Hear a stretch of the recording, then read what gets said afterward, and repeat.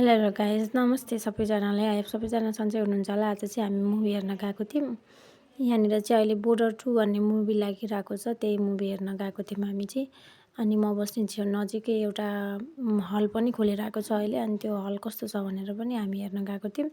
त्यो हल पनि राम्रै थियो, धेरैजना मान्छेहरू पनि थिएन, तर जति सिट थियो सबै प्याक थियो क्या। अनि नयाँ हल खोलेर पनि हुनसक्छ सायद। अनि मुभी चाहिँ जे होस् ठिकै थियो। इन्डिया र पाकिस्तानको बारेमा चाहिँ धेरै कुराहरू देखाइएको थियो। तपाईँहरू पनि हेर्नुहोला जो इन्डियातिर हुनुहुन्छ। अनि आज चाहिँ मलाई चक्लेट खाने क्रेभिङ भएर मैले चाहिँ यत्रो चक्लेट खाइरहेको थिएँ। यस्तो भर्खरै दाँत बनाएको मैले, अनि मासु तान भइरहेछ। यहाँ चाहिँ हामी चाहिँ आज साँझतिर चाहिँ बिरयानी खान गएको थियौँ। अब मलाई चाहिँ बिरयानी एकदमै मनपर्छ, त्यही भएर खाना भन्दा पनि त्यही खाएर जान्छौँ कहिलेकाहीँ हामी। अनि यहाँ मैले दिउँसोतिर चाउमिन खाएको थिएँ। मलाई चाहिँ यहाँनिर चाहिँ यो होटलमा चाहिँ नेपालको जस्तै चाउमिन पाउँछ क्या, नत्र प्रायः यहाँ पाउँदैन। Thank you for watching guys.